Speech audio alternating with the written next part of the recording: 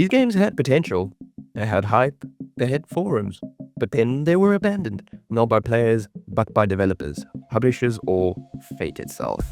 Today we're digging up 7 amazing games that were left to die, and trust me, some of these things still haven't healed. Us gamers can be quite salty about these. Welcome to Brunch Content, weekly gaming content, more or less. Please hit that like button, it really helps the channel. When you clicked on this video, you knew this was coming. PT, Silent Hill PT. The playable teaser for Hideo Kojima and Guillermo del Toro's Silent Hill was a masterclass in atmospheric horror. It made grown adults scream, YouTubers rich, and Konami got cold feet and cancelled it during the infamous Kojima purge. PT was removed from the PlayStation Store and hasn't returned since. You can't even re-download it. You have to inherit a PS4 like it's cursed real estate. This baby can fit so much trauma. The game never even launched, and yet it still might be the most influential horror title of the decade. Go figure.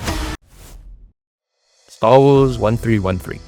The gritty, bounty-hunting action game that let you play as a young Boba Fett in the criminal underworld of Coruscant. This one had everything going for it. LucasArts, a massive IP, a darker tone for the franchise. It even wowed people at E3 2012. But then, Disney bought Lucasfilm. LucasArts was shuttered, and 1313 was quietly tossed into the Sarlacc pit of forgotten potential. The force was strong with this one, until corporates disintegrated it.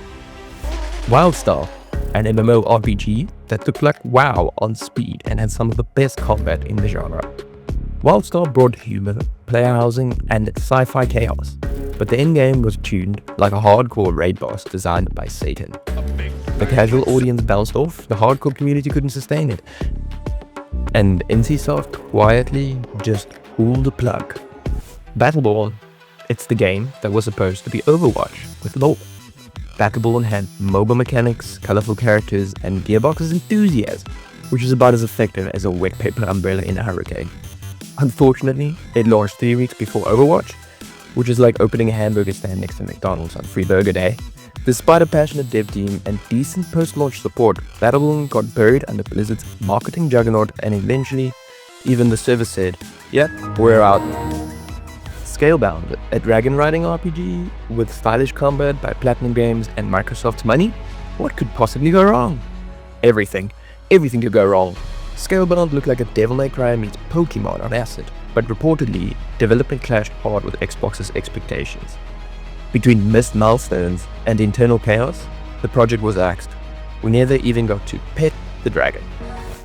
Lawbreakers tried to rewrite the FPS genre with a wall running and zero-G combat style gameplay, and while it did have skill-based gameplay and a solid engine, it also launched into a market oversaturated with shooters and tried to act edgy at the same time.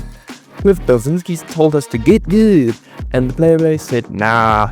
A year later, Lawbreakers was a ghost town with a $30 price tag, and the final twist, its spiritual successor became a battle royale, of course. The Tomorrow Children is a Soviet-themed surrealist co-op game where players build towns together in an eerie post-apocalyptic void. I know, that's a lot of words. The Tomorrow Children was weird. Like, art school weird, but also beautiful and totally unique. Unfortunately, server issues and a confused monetization model turned players off faster than Chernobyl. It was delisted and only years later was revived, but the damage was done and most people still say, wait, what a game. That's 7 amazing games left to die before their time. I love some gaming lore in the morning. Some were ahead of their era, some were sabotaged by market forces, some just got epic. Let me know which of these you actually played, or if there's one I missed that still haunts your dreams. Maybe one of these brings back some serious nostalgia for you. Hit like, sub, and ring the bell, or your favorite game might be next.